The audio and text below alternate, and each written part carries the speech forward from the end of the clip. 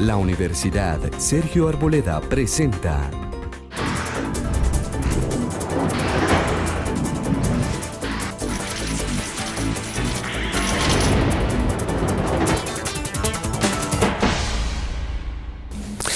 Bienvenidos. El triunfo del no. ¿Qué pasó? ¿Cómo pasó? ¿Qué efectos produce? ¿Qué viene para Colombia? ¿Qué viene para las fuerzas políticas que impulsaron el no? ¿Cuál es el contenido del mandato de los colombianos después de la jornada de ayer? Dos muy importantes dirigentes políticos colombianos que estuvieron en la primera línea de esa batalla democrática y estuvieron los dos en las toldas del no. Me da mucho gusto saludar al senador Iván Duque, senador del Centro Democrático y uno de los precandidatos del Centro Democrático a la presidencia de la República. Bienvenido, senador. Doctor Juan, un placer estar en su programa. Un saludo a la audiencia y un gran saludo al doctor Jaime Castro también. Doctor Jaime Castro efectivamente es nuestro segundo invitado en el día de hoy, un hombre con una inmensa trayectoria de servicio al país, ministro de Estado, alcalde de Bogotá, constituyente, senador y el líder de Mejor No, que fue una de las organizaciones ciudadanas. Doctor Jaime, bienvenido. Gracias por la invitación, Juan. Para mí es muy grato estar en compañía de Iván Duque Márquez, ilustre senador de la República. Nos iba a acompañar también el senador Armando Benedetti, que estaba en la defensa del sí, en la coalición de Unidad Nacional, pero una reunión en la Casa de Nariño a última hora ha impedido que nos acompañe, como era nuestro deseo. Doctor Iván, doctor Jaime, ¿cómo leer la jornada de ayer? ¿Qué pasó ayer? Yo creo que esencialmente es un triunfo de la democracia colombiana. Es un triunfo de la ciudadanía que fue a las urnas a manifestarse, que pide a gritos que se hagan unas modificaciones a estos acuerdos. Y además, debo decir, es el triunfo de una ciudadanía que no se dejó permear por el exceso de gasto en publicidad, por las arbitrariedades, por la mermelada, por las presiones de gobernantes locales. Fue un voto ciudadano consciente, genuino y que está en defensa de una institucionalidad necesaria en Colombia. Y creo que también es un mensaje muy claro para el gobierno, que durante 6 años ignoró a ese otro porcentaje de la población que estaba pidiendo, por favor, escúchenos, queremos que construyamos la paz, pero una paz con justicia, con algunos elementos. Entonces yo creo, doctor Juan, que hoy es el momento para que el gobierno convoque a ese país que no ha escuchado y nos permita consolidar un gran acuerdo nacional. Doctor Jaime. Para mí, la votación de ayer muestra un grado de desarrollo político que pocos nos habíamos dado cuenta que se hubiera producido en el país. En primer lugar, por algo menor, por un resultado tan estrecho que parece casi europeo. En Inglaterra, Alemania, Francia, las elecciones se deciden por 20.000, 30.000, 50.000 votos. Y en segundo lugar... Fue el 0.5% de diferencia, ¿no? 0.5%, medio punto. Y en segundo lugar, porque fue una expresión ciudadana, cívica, que obedeció a motivaciones bien distintas de las que expresa un elector cuando está escogiendo alcalde o gobernador o un miembro del Congreso de la República. Las motivaciones de ayer fueron bien distintas, de una gran independencia, seguramente en algunos casos con solidaridad de partido, pero mucho más allá que la solidaridad de partido, hubo un voto de conciencia, un voto ilustrado. Así el votante, porque no se debe hablar de elector, el votante no haya leído las farragosas 297 páginas, sí por lo menos vio los resúmenes, sí por lo menos entendió la manera como los medios titulaban determinado capítulo o determinado alcance del famoso acuerdo final. Entonces fue un voto ciudadano, un voto cívico, un voto totalmente independiente, que como anota el senador Iván Márquez, Duque Márquez. Iván Duque Márquez. No se anticipe a esas cosas. Iván Duque Márquez, Que usted ya le dijo eso, mejor no. que, como anota nuestro compañero senador, también fue un voto protesta, fue un voto rechazo, fue un voto castigo a los abusos de poder, al derroche de dineros públicos. Todos los factores reales de poder, tanto públicos como privados, hasta internacionales, estaban a favor del sí. Y la ciudadanía dijo, momentico, esto es asunto mío, esto lo defino yo. Esto en primera instancia lo manejaron en La Habana durante 4 años y medio. A mí en segunda instancia, a mi ciudadano, me dejan apenas 8 horas para decirlo, lo voy a decidir en segunda instancia. Y lo decidió y hay un veredicto popular muy claro, muy nítido, que uno espera que las instancias llamadas a leerlo y a darle los desarrollos lo entiendan bien. Senador, al comienzo de la semana pasada había una batería de encuestas que decían que era muy amplia la ventaja del sí. Había un evento por delante que terminó siendo, ustedes se han referido a él, un gran despliegue, más que firma, muchos dijeron, ustedes mismos dijeron, eso es como un show de campaña. ¿Qué pasó en esa última semana? ¿Se equivocaron los encuestadores? ¿Cambió la opinión? ¿Qué fue lo que pasó de ese escenario en el que muchos decían es inevitable el triunfo del sí a lo que ocurrió finalmente anoche? Yo tengo 2 lecturas. La primera frente a las encuestadoras. Hace más o menos un mes se hizo una encuesta que fue publicada en un medio de difusión nacional que decía que el no empezó ganando. Y usted recordará que se generó una gran polémica frente a la metodología empleada. Muchos periodistas cuestionaron la metodología diciendo que había que segmentarla preguntando si usted iba a votar o no. Yo en varias entrevistas dije que a mí no me parecía que eso se debería hacer metodológicamente, porque era una elección de una sola pregunta. Y además, ante un momento donde las circunstancias que motivan el voto pueden cambiar de un momento a otro. Entonces yo creo que el haber segmentado solamente a los que dijeran yo voy a votar, dejó por fuera a un no silencioso, a un no que se estaba esperando para el momento de llegar a la urna. Y yo creo que eso hizo que la sorpresa en las encuestas estuviera en ese bloque de ese 20% que nunca se observó. De hecho, la semana pasada otra encuestadora prestigiosa que no quiso revelar su nombre en una columna de una periodista. Dijo que había un colchón, ¿no? Claro, en la columna de Marisabel Rueda. Ese es el colchón que la segmentación de si usted iba a votar nunca midió, y ahí se vio reflejado. Dijo que había un colchón que era como del 20%. Claro, y ahí estaba el no silencioso. Ahora, dicho eso, viene también la otra pregunta.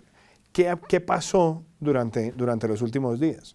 Número 1, vino todo este despliegue de fanfarria en los altos del Yarí, en los llanos del Yarí, donde las FARC empezó a hacer anuncios y anuncios y anuncios, y muchos de esos pronunciamientos se veían muy arrogantes para la ciudadanía.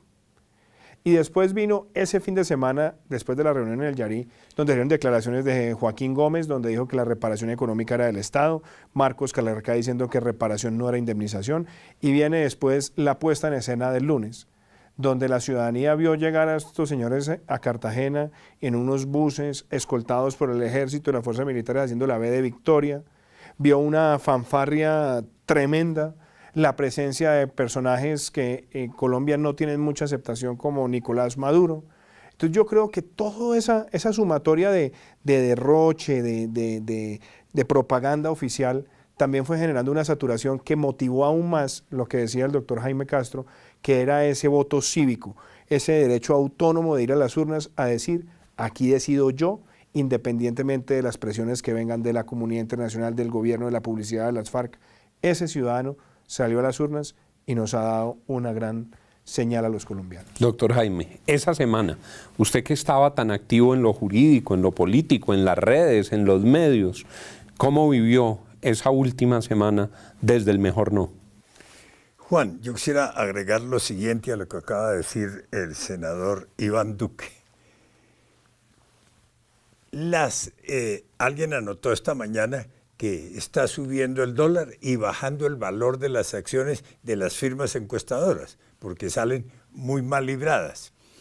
Yo creo que muchos de los encuestados se abstuvieron de decir cuál era su opción, porque desde el gobierno, desde las instancias oficiales y políticas también, se decidió satanizar el no, criminalizarlo en alguna medida. El que si tenía el valor de decir voy a votar por el no, le decía, usted es fascista, usted es enemigo de la paz, usted es guerrerista, ¿cómo se le ocurre votar por el no? Entonces la gente guardaba un poco su opción.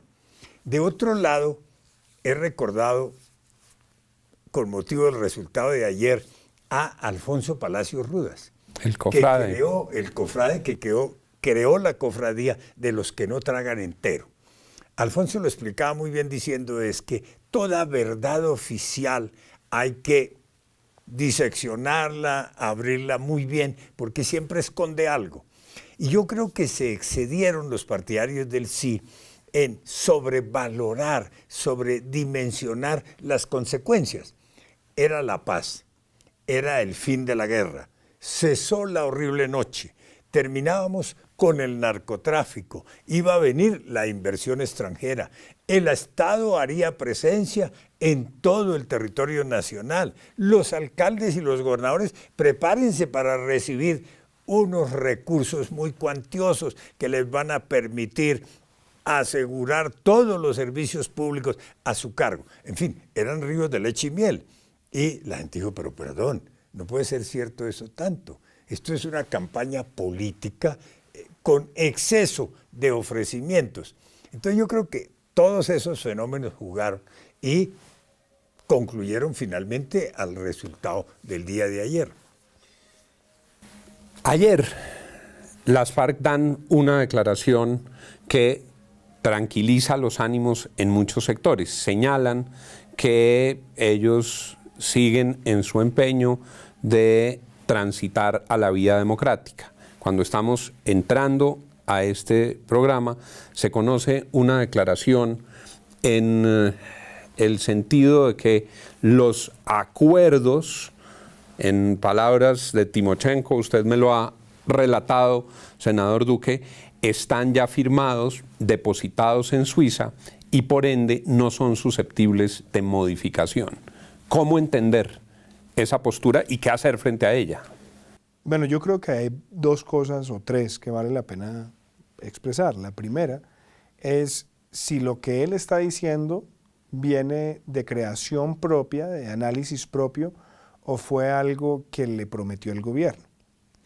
Porque si se lo prometió el gobierno, estaría reconociendo que la intención del gobierno era simplemente hacer un plebiscito ornamental, sin ningún tipo de vinculación para el presidente, lo cual me parece que no solamente sería grave, sino que sería una burla al país. Yo espero que esa no sea. La segunda, que ellos en efecto estén pensando que un acuerdo especial le permite, a la luz del derecho internacional humanitario, meter allí todos los temas posibles. Lo cual me parece que también tiene graves imprecisiones, porque si fuera así, querría decir que un acuerdo especial que por lo general tienen caracteres humanitarios en ese tipo de situaciones, podría modificar la constitución de un país como le pareciera, sin pasar por las instancias institucionales correspondientes. Y la tercera aproximación, que yo creo que es la más real, es una especie de presión que le quieren empezar a hacer al gobierno y al resto del país frente al pronunciamiento de ayer. La lectura que yo tengo es muy sencilla. Esos acuerdos, en lo que corresponde a acuerdo especial, se deben circunscribir únicamente a los temas humanitarios y bajo esa figura existen en el DIH. Pero no utilizar la figura de un acuerdo especial para regular los temas de tierras, para especificar la creación de una justicia. Los temas electorales, los temas electorales, todo lo demás. Entonces yo lo que he dicho acá es, ya pasaron las elecciones ayer, ya conocemos el veredicto, hay que ahora pensar en construir un gran acuerdo nacional. Y ese acuerdo nacional tiene que empezar por escuchar las voces de quienes han defendido el no, que no somos solamente los del Centro Democrático, está la voz del doctor Jaime Castro, el expresidente Andrés Pastrana, la doctora Marta Lucía Ramírez, la suya, doctor Juan, la que ha tenido, por ejemplo, líderes jóvenes en la academia como Daniel Reisbeck, el doctor Hernando Yepes, el doctor José Gregorio Hernández, para tener absolutamente claro que ese no fundamentado, racional y explicado puede entrar a través de los canales institucionales para corregir los acuerdos y darle a Colombia la posibilidad de generar un consenso nacional ante un gobierno que tosudamente durante 6 años no ha querido escuchar a esa otra mitad del país. ¿Cómo proceder frente a esta nueva declaración de las FARC, frente a esa imposibilidad de tocar los acuerdos que se está planteando? El doctor Jaime Castro nos responde después de estos mensajes.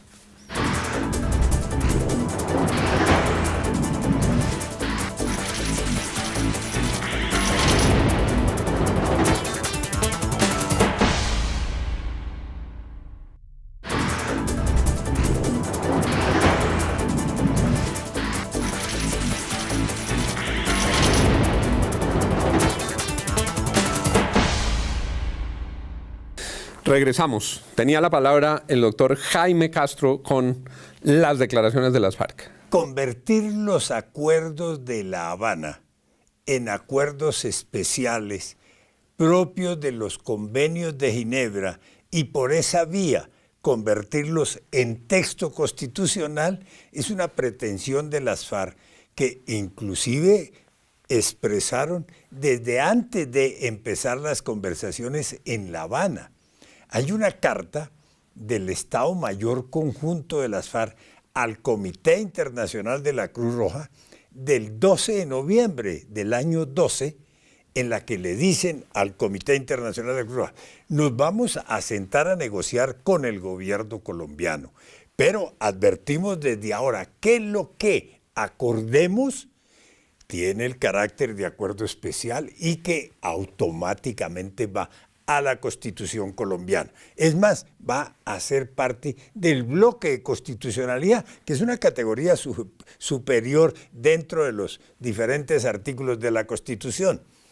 Y tiempo después, el año pasado, los negociadores del gobierno compraron esa idea de las FARC, la hicieron suya y conjuntamente redactaron un articulito que le mandaron al Congreso diciéndole: ustedes tienen que aprobar esto antes de tal día. Y efectivamente lo aprobaron, lo incorporaron al acto legislativo número 1 de este año. Pero, ojo, ese acto legislativo en su último artículo disponía que solo empezaba a regir el día que fuera refrendado. Consideraban el gobierno y sus amigos que ese acto legislativo se refrendaba ayer con el plebiscito. Afortunadamente no ocurrió, porque ahí hubiera dado lugar a un gran debate jurídico-político. No lo hubo, porque no ganó el sí, de manera que eso no hace parte de nuestro ordenamiento, que ya lo tenían en la Constitución. Eso se quedó escrito. Yo, Juan, en ejercicio del derecho de petición, le pregunté a la señora canciller, no me ha respondido todavía, porque no se le ha vencido el plazo de ley, ¿qué efectos jurídicos y políticos tiene el hecho de que le hayan mandado una carta al Consejo de Gobierno de la Confederación Helvética diciendo: le depositamos este acuerdo final? Yo sinceramente no veo cuál es el efecto jurídico político. Además, yo diría lo siguiente, Juan: estas declaraciones del señor Rodrigo Londoño son declaraciones políticas. Afortunadamente las FARC han entrado en el plan político. Yo creo que ya se están comportando como actores políticos. Entonces dicen: va a venir, según palabras del presidente de la República, según palabras de ellos mismos, va a venir una nueva mesa de conversaciones. Pues lleguemos fuertes allá, lleguemos diciendo que esto ya es inmodificable. Es una posición eminentemente política, a mi juicio. Senador, el Centro Democrático, ¿qué sigue? Ayer el presidente Santos dice que va a abrir un diálogo con las distintas fuerzas. Anoche el presidente Uribe dice que estarían en disposición de sostener ese diálogo.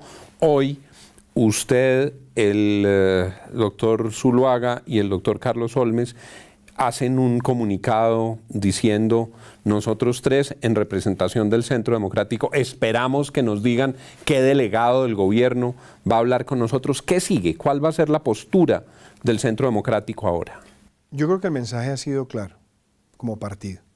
Si usted mira los partidos que tienen representación en el Congreso de la República, yo casi que le diría que era una coalición de todos los demás partidos por el sí y un solo partido con representación por el no, incluida la bancada que tenía allí el Partido Conservador, más no sus líderes naturales con las bases como la doctora Marta Lucía o el doctor Andrés Pastrana.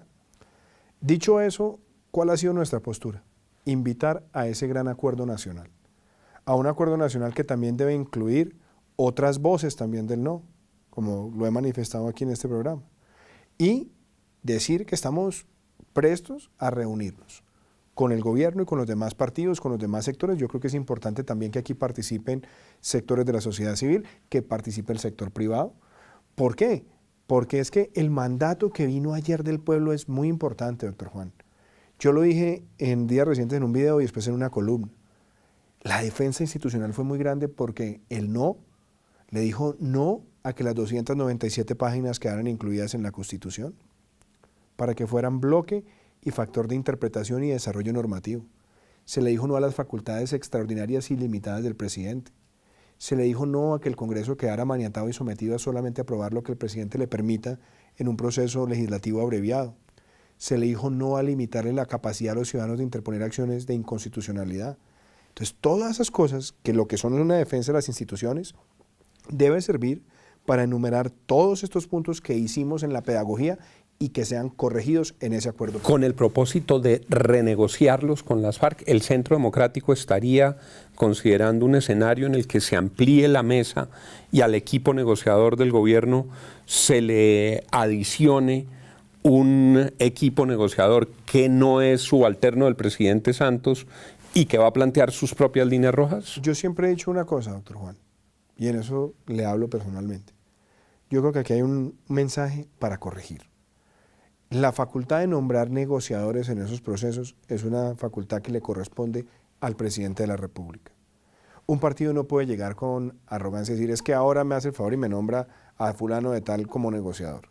No, lo primero que queremos hacer en ese gran pacto político es sentarnos con el gobierno, con sus delegados, también con los demás partidos, exponer estos puntos de vista, invitar a estos otros sectores que han participado en esta contienda electoral y sobre la base de escuchar y respaldar el mandato popular, introducirle esas orientaciones para que el gobierno los plantee en el momento en que lo estime conveniente con las FARC.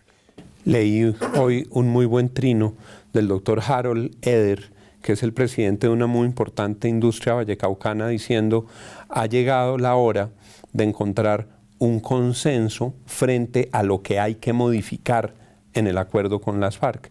Doctor Jaime, mejor no, y el planteamiento del grupo que usted ha liderado, ¿qué hacer de aquí en adelante y qué ruta quieren seguir? Nosotros aspiramos a que la votación de ayer nacionalice el proceso en curso, lo convierta en política de Estado, en la medida en que, con la presencia de todas las fuerzas políticas, se reoriente el proceso, se cambie de estrategia, se renegocie el acuerdo. La Corte Constitucional no solo habló de renegociar el acuerdo, dijo: puede llegarse inclusive a la celebración de un nuevo acuerdo. Eso tiene entonces suficiente piso jurídico, es casi que un mandato judicial. Yo aspiro a que eso ocurra y confío en que las declaraciones de anoche no se hayan producido de parte del gobierno, de parte de las FARC, únicamente por el impacto inmediato de los resultados que acaban de conocer. Yo aspiro como colombiano a que eso tenga continuidad en el tiempo, de que vaya a ser de esa manera, de que no vaya a cambiar el lenguaje y la actitud oficiales, porque ahí sí sería una gran frustración nacional y sería un desconocimiento a un veredicto popular que no admite interpretaciones. Ayer los ciudadanos votamos porque además era lo que nos preguntaban. Nos preguntaban, ¿ustedes apoyan el acuerdo final? Ni siquiera nos preguntaban, ¿aprueban el acuerdo final? Mucho menos nos preguntaron, ¿ustedes refrendan el acuerdo final? No, ¿ustedes lo apoyan? Y dijimos, no, no lo apoyamos. Apoyar, que era distinto de aprobar, que era distinto de refrendar. Obviamente, obviamente. Y dijimos, no lo apoyamos. Unos tienen reservas a todas las 297 páginas, otros las tenemos a la mayoría de esas páginas o a determinados capítulos. Pero en fin, ese es el trabajo que sigue. Además, yo confío en que el proceso no solamente no se termine, sino que ni siquiera se paralice, que continúe, que se tomen las medidas que aseguren la continuidad del proceso. Por ejemplo, yo celebro que el presidente haya dicho anoche, el cese bilateral del fuego sigue y seguirá. Esas fueron las palabras que utilizó. Yo creo igualmente que la fuerza pública debe brindar las medidas de seguridad física que había ofrecido y que están en el acuerdo para las llamadas zonas de distensión. Es más, Juan, yo soy partidario de que en forma inmediata el Congreso empiece a tramitar la ley de amnistía e indulto. Eso es lo que garantiza la seguridad. Empieza a tramitarla por la vía ordinaria, sin el fast track. Obviamente, el fast track desapareció. Mire, eso es lo que da la garantía judicial y permite que se cumpla el cronograma de desplazamiento a la zona y de desmovilización. Esa es una propuesta interesante, tramitar independientemente del resultado la ley de amnistía con prontitud. Nos indican los productores que se está acabando el tiempo, que se ha agotado. Le hago solo una pregunta final a partir de la propuesta del doctor Castro. ¿Ustedes considerarían esa posibilidad y rápidamente, senador, están de acuerdo con que se mantenga el cese bilateral que mencionó ayer el presidente Santos? A ver, nosotros fuimos muy claros, doctor Juan, en todo este proceso, en recomendar las zonas de concentración de tiempo atrás, porque las zonas de concentración implícitamente marcan una cesación de actividades criminales, porque además van a estar concentrados y van a estar protegidos. Entonces, es una forma de darle a esto la tranquilidad y la viabilidad institucional. 2, nosotros siempre hemos hablado de la desmovilización, el desarme y la reinserción de manera generosa para la base de esa organización. Eso ya es una política de Estado. Entre el 2002 y el 2010, 18.000 miembros de las FARC se desmovilizaron en esa política. Entonces, me parece que eso nos va llenando en los puntos que van a ser parte de ese acuerdo. Si usted mira, por ejemplo, la propuesta que dice el doctor Castro, si eso se llega a ventilar en el Congreso, pues el Congreso es un espacio institucional para su deliberación, espacio institucional que ya no va a tener un fast track, pero espacio institucional donde el Congreso también puede hacer observaciones muy grandes. El artículo 7º de ese proyecto, artículo que habla o que abre la puerta para que todos los delitos comunes que se hayan perpetrado para financiar, promover y ocultar la rebelión sean administrables, pues es materia de discusión. Otro que es el artículo 15, que dice prácticamente que todos los delitos comunes que se hayan perpetrado en el desarrollo de la protesta social también van a tener el mismo tratamiento. Yo lo que digo es, institucionalmente, el país debe estar preparado para dar ese debate sin todos esos temores que se crearon, porque ahí están los canales en la Constitución. Senador, muchas gracias. Muchas gracias por haber estado aquí. Doctor Jaime, muchas gracias por habernos acompañado. Por la invitación. Los despido con esa sonrisa de satisfacción que es inocultable en el rostro de ustedes dos y de las personas que los siguieron y acompañaron. Que tengan todos una feliz noche. La Universidad Sergio Arboleda presentó